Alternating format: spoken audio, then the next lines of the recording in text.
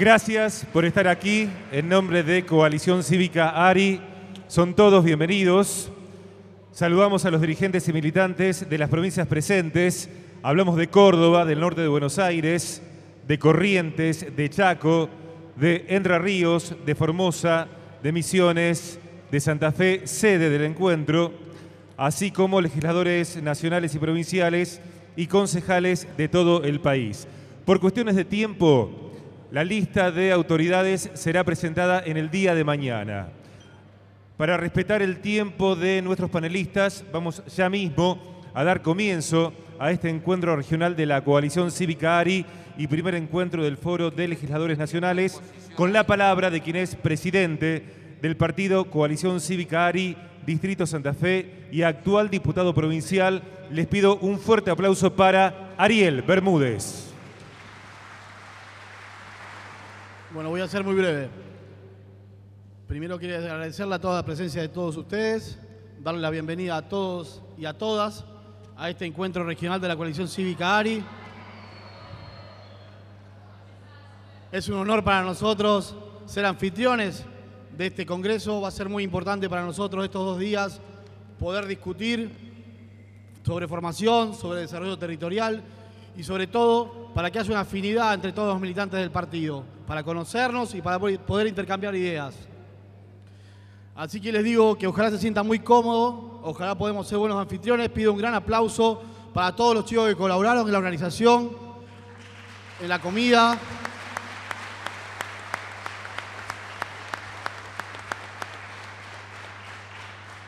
Y decirle a toda la militancia que el ARI está más vivo que nunca. Muchas gracias. A continuación, el primero de los paneles en este encuentro regional.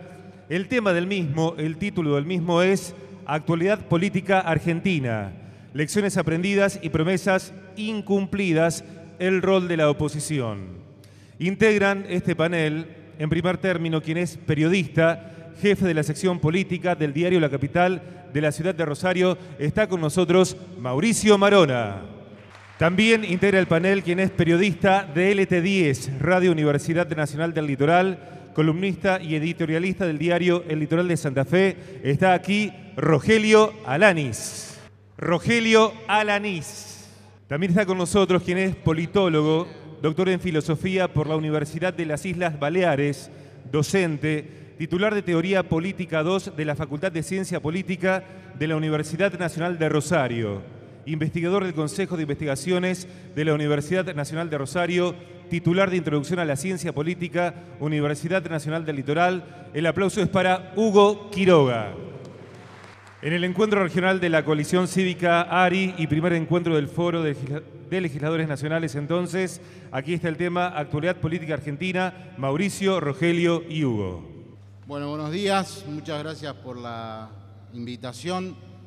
No es fácil, digamos, hablar en un evento partidario. De hecho, uno muchas veces se resiste a hacerlo porque hay 2 riesgos. Uno es el de ser demasiado condescendiente, en este caso de un partido de la oposición, y el otro es ser hasta irrespetuoso criticando lo que está pasando en la oposición. Pero ante la invitación de Pablo Hapkin, acepté estar acá porque él me dijo además que si yo venía, finalmente iba a ser candidato a presidente de Newell's. Así que bueno, acá estoy.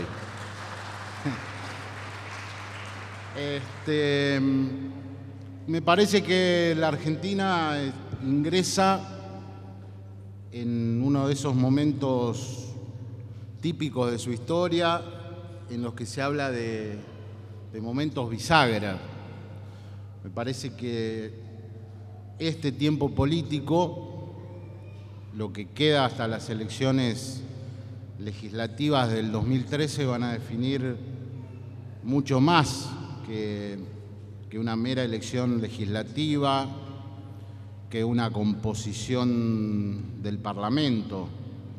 Tal vez los comicios del año próximo empiecen a definir los futuros 20, 30 años del país, atento a que otra vez hay un gobierno que intenta modificar la Constitución para ir por la reelección. A ver, una de las cuestiones que para mí marca cierto candor de la oposición, para darle un adjetivo un tanto elegante, es la creencia mayoritaria que abrigaba hasta hace 2 o 3 meses de creer que Cristina, que el kirchnerismo no iba a ir por aquello que voceó Diana Conti el año pasado, el sueño de la Cristina eterna. En las charlas que yo tenía con algunas referencias, puntualmente del socialismo, me decían, no se van a atrever a tanto. Y eso también marca, y esto, digamos, se sucedía con algunas otras referencias. Esto marca, les decía, el desconocimiento que a mí me parece que hay desde muchos sectores de la oposición de lo que significa el kirchnerismo. Pese a que llevan 10 años en el gobierno, atentos a una lógica que yo podría vincular con ya la remanida fábula del escorpión y la rana. Está en la naturaleza del kirchnerismo ir por más, está en la naturaleza del kirchnerismo correr el arco con una agenda de centro-izquierda que complica enormemente a los partidos opositores de centro-izquierda, entre los cuales ubico a la coalición cívica, ubico al socialismo, ubico al radicalismo. Fíjense ustedes que desde la ley de medios, pasando por las AFJP, siguiendo por aerolíneas, YPF y ahora el voto juvenil, el gobierno plantea una agenda temática que yo creo es cara a los pensamientos, a las ideas, a los deseos de esta fuerza de centroizquierda, que en la mayoría de los casos termina en 2 cosas. Con la oposición levantando la mano, haciéndole la segunda al gobierno, y al poco tiempo después, con esa misma oposición, con esos mismos opositores, criticando que la estatización no cumplió los objetivos trazados. En el caso de las AFJP, hoy por hoy nadie sabe cuál es el monto jubilatorio que va a percibir, qué es lo que tiene cada persona en sus cajas. Antes, cuando estaban en manos privadas, llegaba un resumen, ahora ni siquiera. No veo a los legisladores de la oposición preocupados por este tema, más que alguna declaración pública en algún canal, en un programa político, un canal de cable. El tema de aerolíneas, creo que ni vale la pena ahondarlo con la gestión que hizo ahí la Cámpora. El tema de YPF, nadie sabe lo que va a suceder, y ahora se plantea, me parece, la misma cuestión, el mismo talón de Aquiles con el voto juvenil. No sé, no es mi tarea trazar acá un deber ser, decir qué debería hacer la oposición. Como analista político estoy simplemente haciendo un diagnóstico de lo que observo. Pero esta misma agenda que ha llevado adelante el gobierno hasta ahora se va a profundizar el año próximo y en lo que queda del 2012, tal vez el año próximo con una realidad económica distinta. Se habla de 25.000 millones de dólares por ingreso de la soja, se habla del nuevo contexto internacional que tal vez le permita al kirchnerismo salir de estas medidas tan criticables, tan inentendibles para determinadas lógicas, como es la del cepo cambiario, que me parece obedece a una causa. esperar que pase el temblor. Y en ese mientras tanto, y vuelvo a lo que les decía de otra vez la instalación del tema de la reelección y de la reforma constitucional en la Argentina, desde esos mismos sectores de la oposición dicen, bueno, esto ya fracasó con Menem. Y me parece que hay matices muy diferenciados entre lo que sucedió en aquella época y lo que sucede en esta, y parte del propio peronismo. El límite tal vez más importante para el sueño dorado de la reelección que tenía Menem fue Duhalde. Duhalde conservaba un poder interno importante en la provincia de Buenos Aires, donde se dirime siempre es la madre de todas las batallas. Aquella pelea Duhalde-Menem terminó en episodios tremendos, el crimen de cabezas, pero también con la amenaza de Duhalde de llevar a la sociedad el tema de la proponiendo una consulta popular. Eso finalmente liquidó la ambición de Menem de ir por la reelección. ¿Qué pasa hoy? Hoy la realidad es distinta. Muchos periodistas, fundamentalmente analistas políticos porteños, creyeron ver en Scioli y aún creen ver en Scioli, al Scioli de hoy, creen ver en él al Duhalde de ayer. Y me parece que Scioli no es el Duhalde de ayer. Lo ha dicho con sus propias palabras. Quiero ser candidato presidencial, pero en la medida que Cristina vaya por otro mandato la voy a apoyar. En la medida que Cristina vaya por la reforma constitucional, la vamos a apoyar. Y a diferencia de los 90 también, el resto de los gobernadores, salvo Bonfatti en Santa Fe, salvo Macri en la ciudad de Buenos Aires como jefe de gobierno, lo demás o es kirchnerista, o es proto-kirchnerismo, o está vinculado de alguna manera al peronismo. Y es probable que se venga, si las circunstancias así lo indican, la reelección para todos. Me lo decía un ex gobernador de Santa Fe hace muy poco tiempo. El problema que tenemos con la reelección es que si esto no cuaja en la sociedad, el peronismo puede sufrir lo que ya sufrió a finales de los 90, cuando apareció la alianza, también como consecuencia de esa pelea Menem-Duhalde, y ahora tal vez aparezca la oposición. Y le pregunto, bueno, pero ¿qué van a hacer los gobernadores? ¿Qué va a hacer Scioli? ¿Qué va a hacer Urtubey? ¿Qué va a hacer Capitanich? ¿Qué va a hacer Urribarri?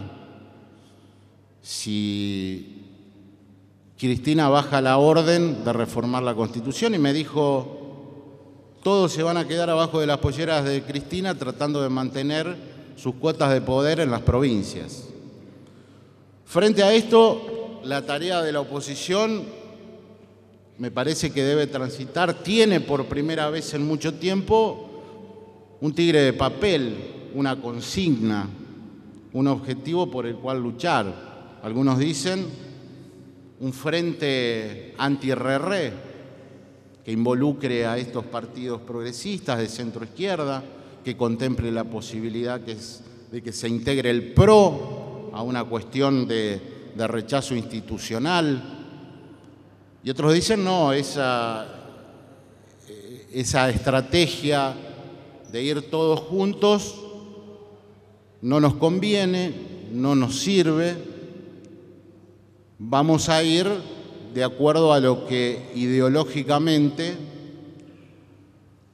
tengamos como punto de partida en materia de puntos coincidentes. Y me parece que aquí viene el gran dilema, porque la oposición, el progresismo, la oposición de centro-izquierda, hizo esta experiencia en los últimos comicios que fue un rotundo fracaso. Por un lado Wiener, por otro lado Carrió, por otro lado Alfonsín, por otro lado Argumedo. Creo que los resultados están a la vista y desaprovechó la oposición una formidable oportunidad que tenía de utilizar por primera vez un instrumento que en Santa Fe ha funcionado casi a la perfección para socialistas, coalición cívica, radicales, que son las primarias, que son las internas abiertas. Sin embargo, las vanidades, los cacicazgos, el deseo de tener un lugar protagónico en lo más alto de la marquesina, impidió ese trabajo en conjunto. Creo desde lo personal que repetir esa experiencia en un momento en que se va a definir, insisto, la Argentina de los próximos 30 años, sería un suicidio colectivo para la oposición. Como creo que también fue una especie de suicidio político para Lilita, ojalá no lo sea, haber adelantado los tiempos, haber adelantado toda la cartuchera, todas las balas de plata en la elección de 2011, porque ahora, y en esto no involucro a nadie, particularmente creo que se extraña la ausencia de Elisa Carrió en la oposición política argentina. No hay nadie que pueda cumplir ese rol, si se quiere, intelectual, de docencia, de lucidez. Fíjense ustedes, en un momento bisagra que tantas veces proclamó Carrió, en ese ir por todo, cuántas veces me lo habrá dicho en las entrevistas. Esto termina con la reforma constitucional, termina con la eternización del poder. ¿Cómo hará la coalición cívica? ¿Cómo harán ustedes para suplir esa ausencia? Me imagino que será la cuestión del debate. Y para terminar, quiero decirles que en base a este diagnóstico que es lo que me surge en estos días tan importantes para la vida política, creo que si el kirchnerismo es lo que se ve, el kirchnerismo es una forma de peronismo atento a lo que dijo alguna vez Guido Itela: los peronistas somos lo que los tiempos quieren que seamos. Y los tiempos que se viven actualmente dentro del peronismo, dentro del gobierno, dentro del oficialismo, dentro del kirchnerismo no hay recambio, no tenemos sucesión, no hay quien pueda garantizar la continuidad más allá de Cristina. Y es insólito, esto pasa en la Argentina nada más, o tal vez en Venezuela o en algún otro estado extraño. Como no tenemos candidato, como no tenemos el instrumento, vamos por el corpus, vamos por la Constitución. Y me parece que esa es la tarea que le corresponde a la oposición, demostrar esta flagrante contradicción, casi un oxímoron, entre un modelo que se pretende abarcativo, entre un relato que pretende cambiar las reglas de juego e incorporar esa nueva realidad, entre comillas, a una Constitución, pero es un modelo y es un relato que hasta acá se agota en una sola persona. Nada más, muchas gracias.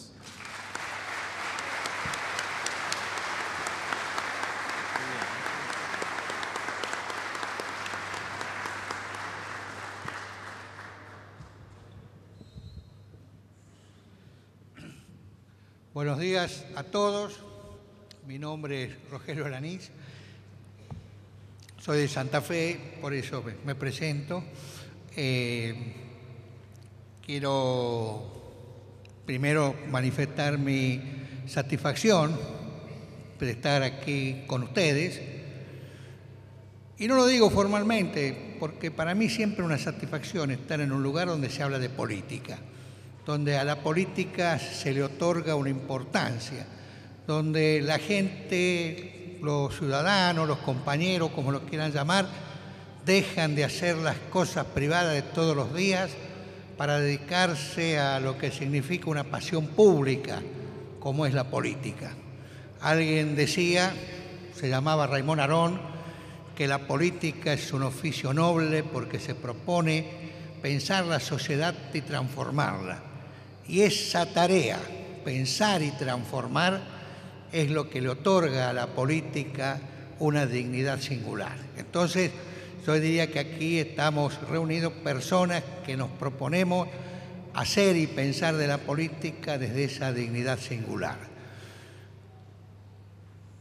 Creo que además estamos en una situación política particular, como es la que más o menos con perfectos trazos describió Marona en su intervención.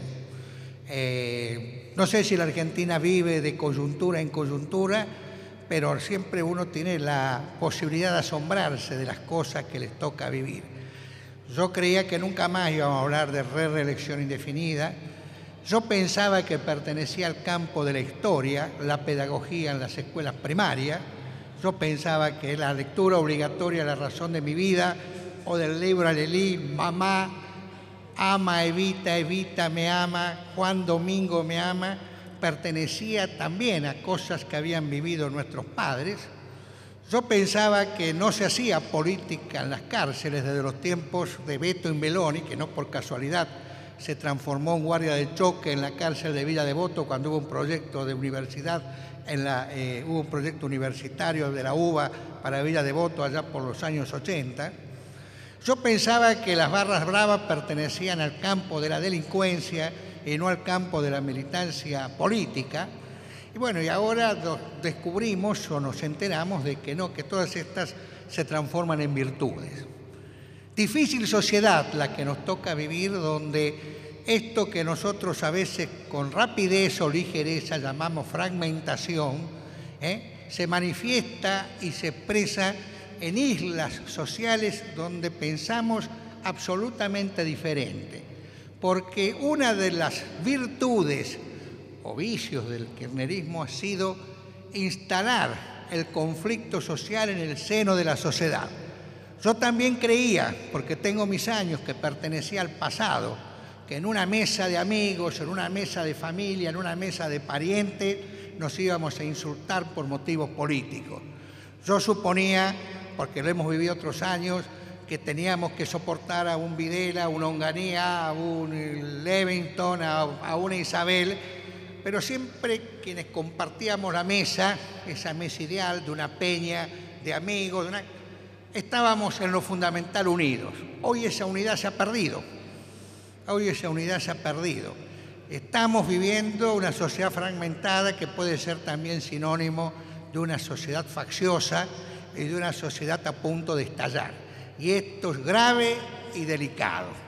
Por eso creo que la política tiene cosas que decir, más allá de las debilidades de la oposición y de las dificultades, sobre la cual quiero decir algo. No es fácil ser oposición política con un régimen de poder que se dedica de manera activa e intensa a destruir la razón de ser de la política en el campo opositor. Salvo que creamos que son débiles mentales nuestros dirigentes políticos opositores, a diferencia de la oposición en Chile, o de la oposición en Uruguay, o de la oposición en Brasil, o en cualquier país democrático, tenemos que llegar a la conclusión provisoria, aunque más no sea, que la fragmentación o la debilidad de la oposición no proviene de los defectos o dificultades de nuestros dirigentes políticos, sino que proviene de una causa sistémica que crea condiciones políticas, sociales y culturales precisamente para esta disgregación de lo que se llamaría el campo opositor. Seamos sinceros, si a los políticos y a los partidos políticos no se les reconoce gravitación parlamentaria, no se los reconoce como interlocutores, bueno, los partidos políticos no pueden hacer piquetes, no pueden declarar una huelga general, su campo de acción se reduce. En ese contexto probablemente aparezcan vicios y aparezcan límites, etcétera, etcétera. Sin embargo, creo que hay que trabajar para remontar una realidad sobre la cual yo diría, citándolo a una vieja frase de Bartolomé Mitre, aceptemos esta Argentina como es, como lo han hecho los argentinos, como de alguna manera la modeló Dios, decía Mitre en algún momento. Tenemos una sociedad civil valiosa que me parece que va a resistir diferentes formas de avasallamiento institucional o diferentes formas y métodos de aplicar una suerte de pensamiento único para la sociedad argentina, como lo que estamos viviendo en los últimos tiempos. Pero tengamos en cuenta y advirtamos que los procesos de degradación y de derrota de la sociedad civil son procesos que yo llamaría en términos geométricos de planos inclinados. No es que de un día para el otro nos derrotan, o de un día para el otro nos corrompen, o de un día para el otro nos disgregan, sino que se hace progresivamente, desanimando, desarticulando, alentando el fracaso, la resignación, el conformismo, cooptando, corrompiendo los diferentes caminos que se practican hoy desde el oficialismo y que va a ser la estrategia fundamental para asegurar la reelección. No tengamos duda que estamos en la antesala de una dictadura. No tengamos duda, no es una dictadura, no es un régimen fascista, pero estamos en la antesala de ello. De esto, digamos, cuando la señora dice vamos por todo, está diciendo vamos por la concentración del poder. Y hasta tanto a mí alguien me convenza de lo contrario, la concentración del poder, el vamos por todo, es siempre dictadura y no hay manera de pensarlo de otra manera.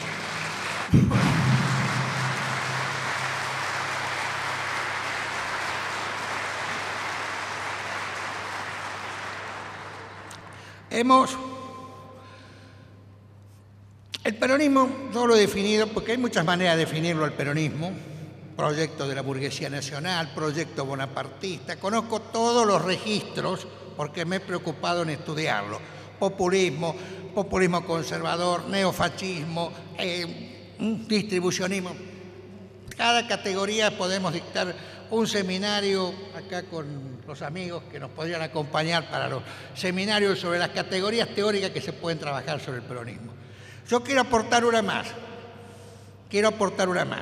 Entender al peronismo y este gobierno peronista, porque resulta que después nos enteramos que nunca nos gobernó el peronismo, que Isabel no era peronista, que Cámpora no era peronista, que Menem no era peronista, que Duhalde no era peronista, y ya va a llegar el momento que nos van a decir que los Kirchner no eran peronistas. Me he pasado la vida padeciendo a los gobiernos peronistas, pero nunca fuimos gobernados por peronistas. Yo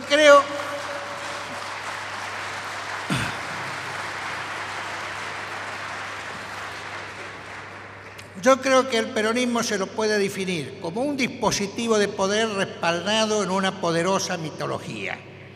Al peronismo lo define el poder.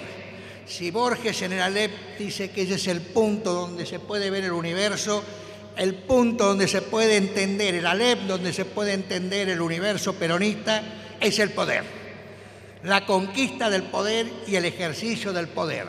Después van a ser clericales y anticlericales, liberales y socialistas, conservadores y izquierdistas. Todos los registros podrán ser posibles. Lo dijo Corach en uno de los libros que publicó. Si en 1999 hubiera asumido Kirchner, hubiera hecho lo mismo que Menem. Y en el 2003 Menem hubiera hecho lo mismo que hace Kirchner ahora. La maquinaria del poder, la acumulación de poder, el poder entendido como una lógica, como una gimnasia, como una estética, una ética y hasta una erótica, es lo que explica, una de las claves centrales del peronismo. La variante kirchnerista, si la quieren adecuar a las actuales circunstancias. En esas circunstancias, a esta maquinaria de poder hay que enfrentarla construyendo poder alternativo. No hay otro camino, no hay otra manera. No es el tema, a ver, derecha, izquierda, vamos a aliarnos con la izquierda para combatir la categoría derecha-izquierda que existe. Yo no digo que no exista la derecha y la izquierda, pero las categorías derecha-izquierda no alcanzan a explicar hoy la complejidad de los problemas sociales. Las alianzas hay que tejerlas atendiendo a lo que son los objetivos centrales o los que son los peligros centrales para una república. Y como dijera el viejito Arturo Illia, nunca lo olviden, un país está en problemas cuando un presidente se cree la persona más importante del país. Eso lo dijo Arturo Illia hace 40 años y miren si no tiene actualidad y no tiene vigencia ese tipo de aporte. Creo que hay que trabajar coaliciones. Creo que la experiencia nos enseña que así como en algún momento la tarea fue construir partidos, hoy la tarea del siglo XXI es construir coaliciones. La experiencia nos ha demostrado que cuando en la Argentina se han presentado ofertas políticas razonables, ofertas políticas creíbles, ofertas políticas serias, ofertas políticas reformistas, la gente ha respondido. El caso de la provincia de Santa Fe, con sus luces y sus sombras, con sus luces y sus sombras. No hay gobierno perfecto. Solanas y Felipe González decían la perfección es fascista. No vayamos a la perfección, pero tengamos en cuenta de que cuando ha habido ofertas políticas en el 83, en el 99, en la provincia de Santa Fe o en otros momentos, los argentinos han respondido. Los argentinos han respondido. Entonces, hay una responsabilidad de nuestra parte para resistir. Creo que esto de unirse en un solo haz, aceptando nuestras diferencias, aceptando nuestras procedencias de distintos destinos o nuestra marcha a diferentes destinos, es la tarea. Yo sé que tengo mi particular debilidad con Elisa Carrió. La respeto y la quiero mucho. Hace mucho que no converso con ella, pero esto no afecta mis sentimientos. Pero creo que si hasta este partido quiere ser coherente con el mandato de Elisa Carrió, con el discurso de Elisa Carrió, con su práctica social de Elisa Carrió, tiene que saber que no es un partido que puede construirse sola y exclusivamente alrededor de una persona. Las personas son importantes, pero fundamentalmente para un partido que se propone hacer algo distinto, lo importante son las ideas, son las pasiones, son las prácticas sociales, son los programas que se presentan y, como diría Napoleón, el bastón de mariscal está en la mochila de cualquiera de mis soldados. ¿No es verdad?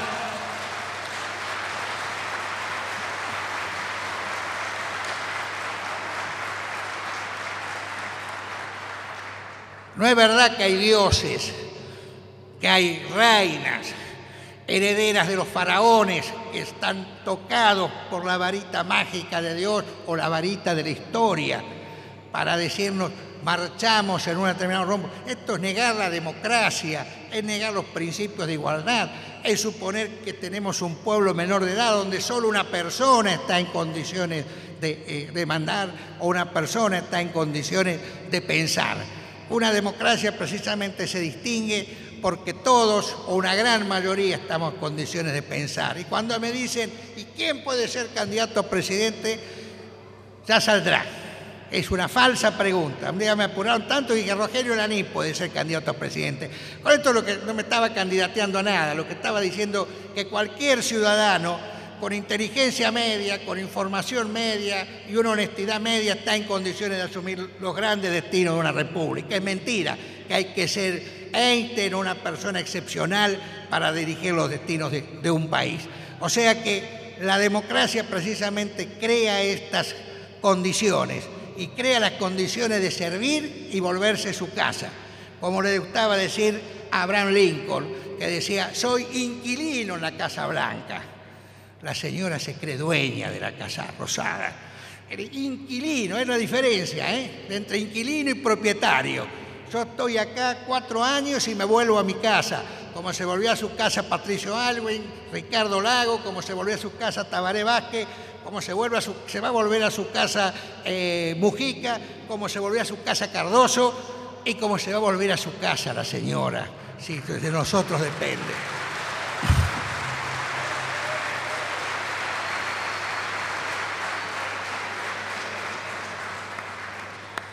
Concluyo entonces para reivindicar una vez más el oficio de la política, la tarea de la política y la nobleza de los políticos.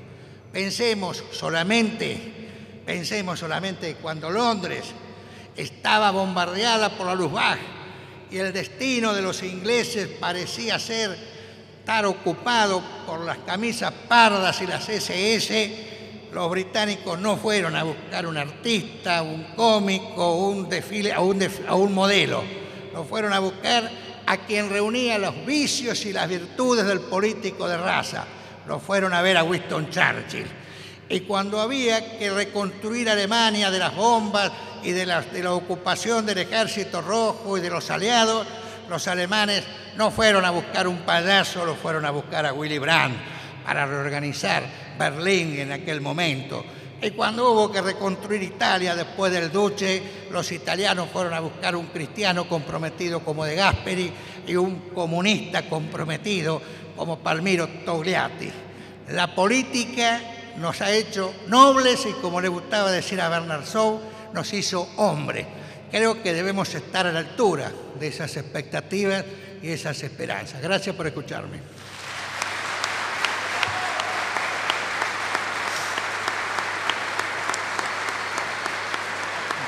Bien, Rogelio.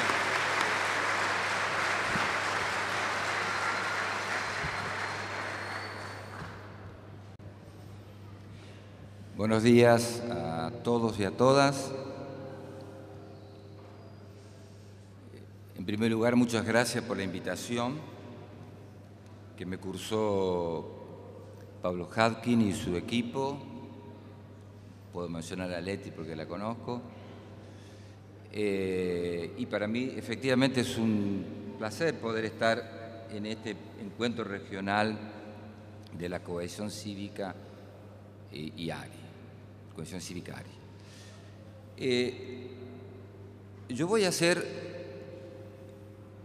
Como politólogo, voy a hablar no desde el deber ser, sino desde lo que es. Es decir, mis palabras van a formar parte del realismo político. Del realismo político. Por tanto, no voy a hablar desde una idea más ideal de la democracia o del momento actual. Y en primer lugar yo diría, y coincido con los que me precedieron en el uso de la palabra, que este es un momento crucial de la Argentina. Creo que es un punto de inflexión y yo voy a tratar de explicar y retomar algunas cosas que dijo el propio Mauricio. Pero ateniéndome un poco al tema de esta mesa, y como mis compañeros han sido muy breves, voy a tener que resumir lo que yo pensaba decir. Yo diría que la democracia argentina es una democracia modesta, que si partimos de esa idea de ilusión democrática de 1983, estamos hoy frente a una democracia modesta que yo diría se ha convertido en un sistema de votación legal para la pacífica, competitiva, para la distribución del poder político. Y en esto tiene que ver la propia experiencia vivida, los altibajos de la propia democracia, algún momento de euforia que hubo con el Frepaso y el ANI en su momento, frente al tema de la corrupción y el neoliberalismo de Menem, pero la ilusión democrática ha desaparecido. Y ha desaparecido la ilusión democrática, pero también hay que tener en cuenta que se ha transformado la política. Y la política se ha transformado, en primer lugar, por las encuestas. Vivimos la época de la tiranía de las encuestas. Nadie hace política sin las encuestas en la mano. Ha cambiado el escenario público. Los principales actores son los periodistas, los encuestólogos, los expertos en comunicación social. El mitin ha desaparecido, están las nuevas tecnologías de comunicación política, y esto hay que entenderlo porque efectivamente es difícil hacer política sin esto. Entonces tenemos un escenario público diferente. Vivimos no en una idea de que los medios son importantes, vivimos claramente en una sociedad mediatizada, que no es lo mismo. Por tanto, en ese marco hay que hacer política. Y de ahí los cambios en las estrategias. Yo diría también que, para hacer alusión a lo que serían las promesas incumplidas, quiero mencionar rápidamente, porque no me puedo extender, que hay una insuficiencia institucional muy marcada en la Argentina. En primer lugar, vivimos desde 1989 hasta ahora en una época del gobierno de los ejecutivos. El mundo entero vive el gobierno de los ejecutivos. Y en la Argentina se gobierna desde 1984 y luego con la reforma de la Constitución de 1994 a través de medidas de emergencia. Se prorrogó la emergencia económica en el 2011, a fines del 2011, por 2 años. Emergencia económica que la dictó o se impuso o se sancionó, mejor dicho, porque es una ley, Duhalde en el 2002. Quiere decir que el 2002 hasta el 2013 nosotros estamos viviendo en emergencia permanente. Entonces, lo que creo que tenemos es gobierno del Ejecutivo, y esto es un fenómeno mundial, que esquiva los controles del propio Estado y los controles de la sociedad, que no respeta la división de poderes y que trata de controlar la independencia del Poder Judicial. No tenemos independencia del Poder Judicial. Tal vez la Corte Suprema podría ser calificada como independiente, pero el Poder Judicial de la Nación, el Poder Federal, no es independiente. Tampoco se respeta la división de poderes, ni hay controles horizontales y verticales. Yo diría, porque no quiero extenderme, que otro de los déficits de esta democracia modesta, que se ha convertido finalmente en un sistema de votación, lo cual no es poco, pero es muchísimo, y sobre todo para la Argentina, que es un país que tuvo 6 golpes de Estado en el siglo XX, proscripción del radicalismo y luego proscripción del peronismo. Esto es un gran avance, pero esto es un punto de partida, no es un punto de llegada. Ahora, un segundo déficit que yo creo que hay que remarcar, que es el de la distribución social o el de la desigualdad social. En la Argentina no se ha resuelto el tema de la desigualdad social. Sigue siendo un país donde hay una redistribución injusta de los ingresos.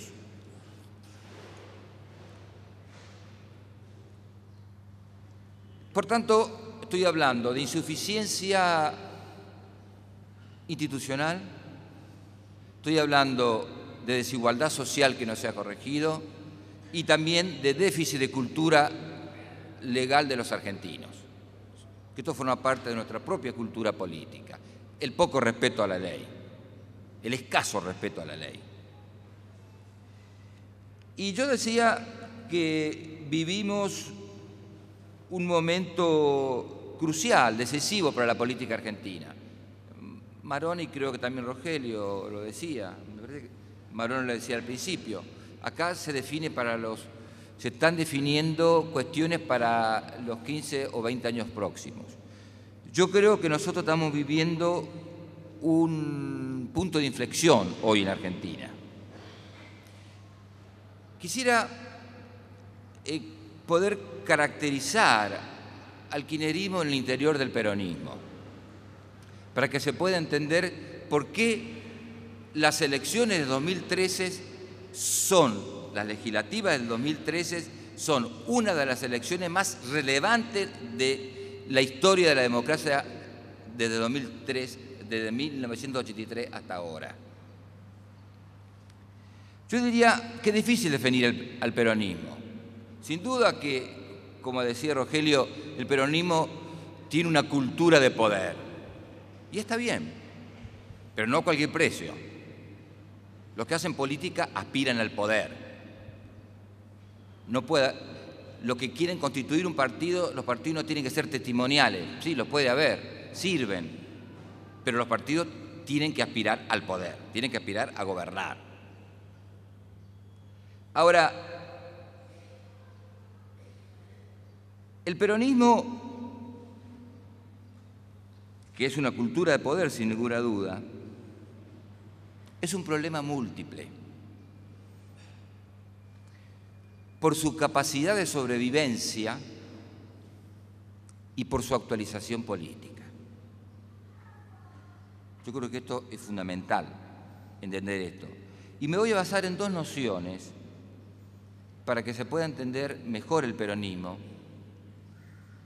Y las dos nociones pertenecen al sociólogo Juan Carlos Torre. La primera noción es muy simple, muy citada y muy conocida, que dice que el peronismo en el gobierno es un sistema político en sí mismo, porque es a la vez oficialismo y oposición. Entonces, el peronismo es un sistema político en sí mismo, porque a la vez contiene al oficialismo y a la oposición. Bueno, es eso. El oficialismo es el Frente para la Victoria y la oposición es Moyano y otra gente del peronismo que ustedes conocen. Están ahí, forman parte del peronismo. Y la segunda noción de Torre es la distinción entre un peronismo permanente y un peronismo contingente. El peronismo permanente es aquel peronismo que viene desde 1946. Es el peronismo que puede tener entre un 30 o 35% de votos siempre. Pero luego está el peronismo contingente. Es aquel peronismo que tiene que ver con los climas de época. Por eso, cuando primaba en el mundo el neoliberalismo, el peronismo tuvo un peronismo contingente de acuerdo al clima de época, Carlos Menem. Y cuando la historia cambia y el Estado empieza a tener mayor intervención y los keynesianos levantan la cabeza, tenemos otro peronismo contingente y es el kirchnerismo. Ahí tenemos dos peronismos, el permanente Moyano y el contingente Cristina Kirchner. ¿Por qué digo que es un punto de inflexión? Porque precisamente este peronismo contingente de Cristina carece de reglas de sucesión. Y este es un punto fundamental de la política argentina. El peronismo contingente de Cristina Kirchner carece de reglas de sucesión. Si no hay reforma constitucional con elección indefinida y limitada, se revienta, se rompe el Frente para la Victoria. No tiene regla de sucesión. Por eso las elecciones del 2013 legislativas son fundamentales para el proyecto de subsistencia de este peronismo contingente. Lo que está tratando de hacer este peronismo contingente es eternizar al peronismo contingente y salir y convertirse en un peronismo permanente. Bueno, frente a ellos están los Moyanos, etcétera, etcétera, que van a dar batalla, y están dando batalla. Por tanto, insisto, las elecciones legislativas del 2013 son fundamentales. Y quiero tocar un punto que creo que no se tocó, que es un punto complicado, que es bajar a 16 años el derecho al voto. Yo creo que las oposiciones, aunque yo ya he escuchado la opinión de muchos, que están publicadas, yo creo que las oposiciones se tienen que oponer a esta idea, porque este es el primer paso para las elecciones legislativas del 2013.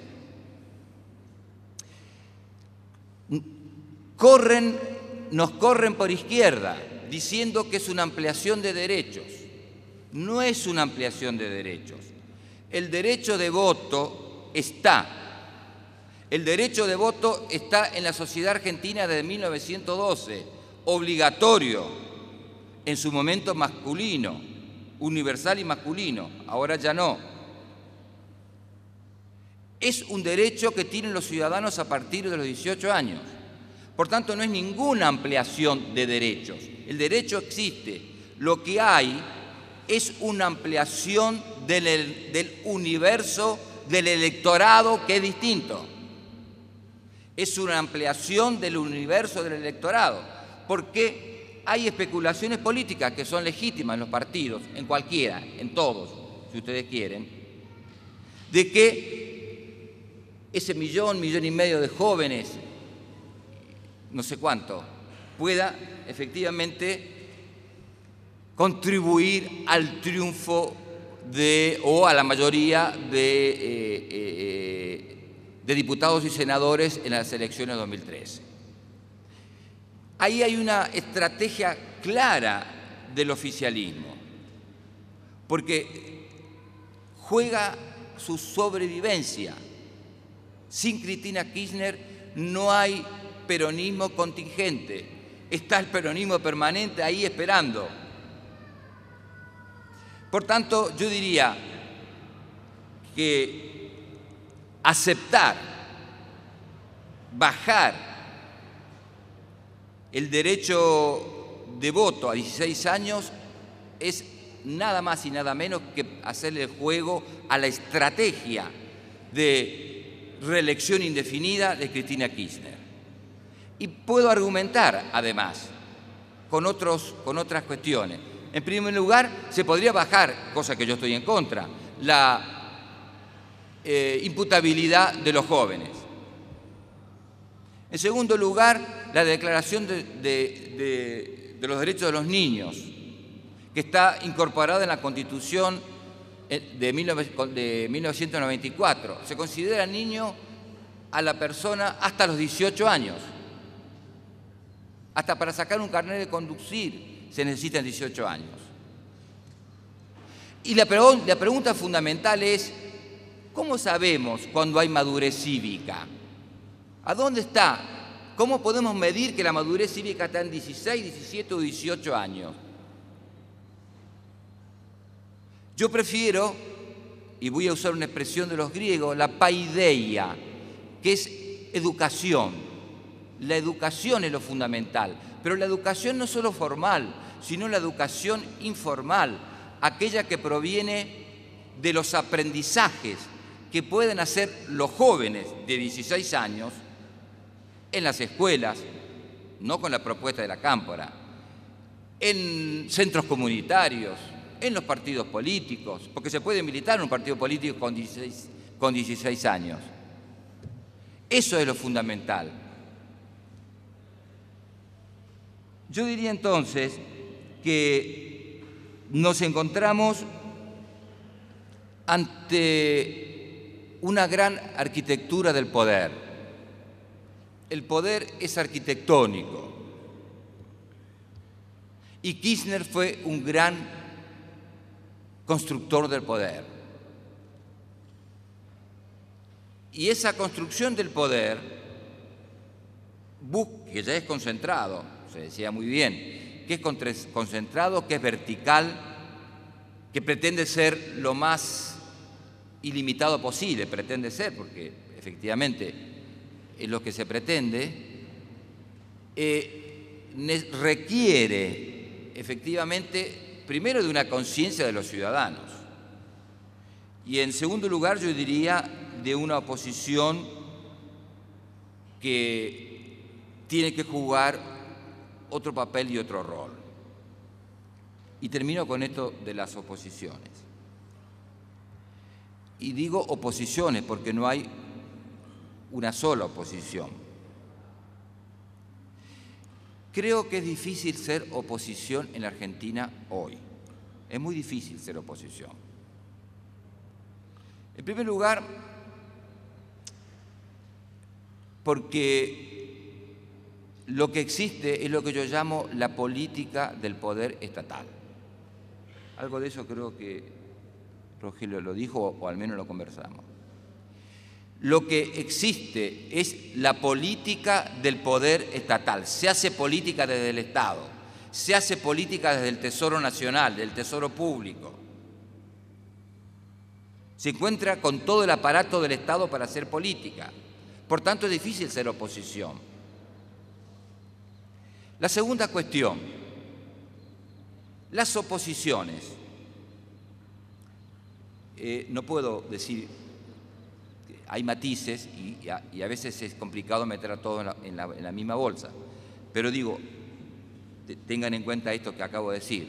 Las oposiciones no se pueden convertir en actores políticos independientes de la iniciativa política del oficialismo si votan sus leyes fundamentales.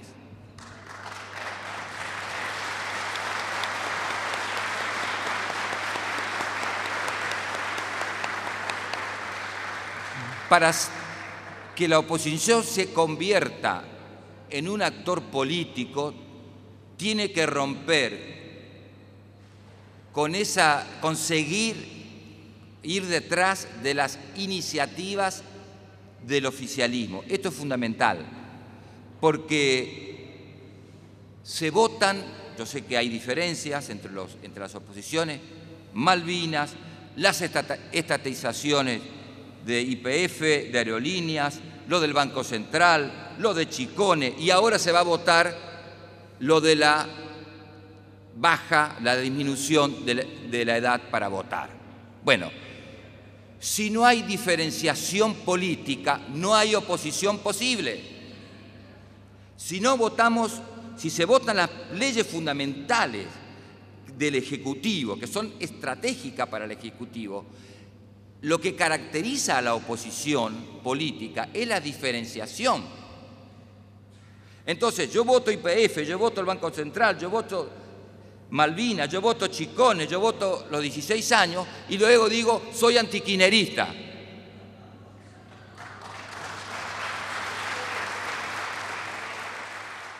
Y eso confunde a la sociedad, confunde sobre todo los sectores medios, porque uno dice, yo lo voto a este señor, pero finalmente votó todas las leyes más importantes del kirchnerismo.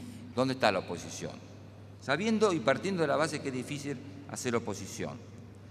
Y yo quiero cerrar. A mí me parece que hoy las oposiciones tienen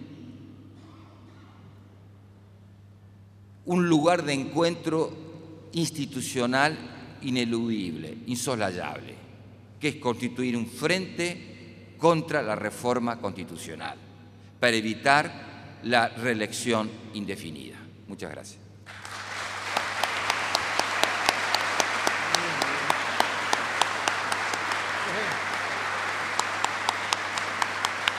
Gracias Mauricio Marona, gracias Rogelio Alanís, gracias Hugo Quiroga.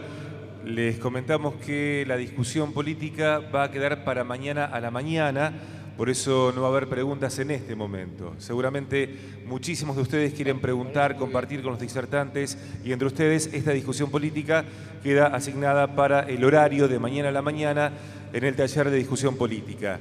Y la organización del encuentro, y cada uno quiere agradecerles a los panelistas los insumos puestos en común con nosotros, porque son la materia prima que permitirá que después se genere el debate, la reflexión, la indagación de estos temas que son cruciales para el presente de Coalición Cívica ARI.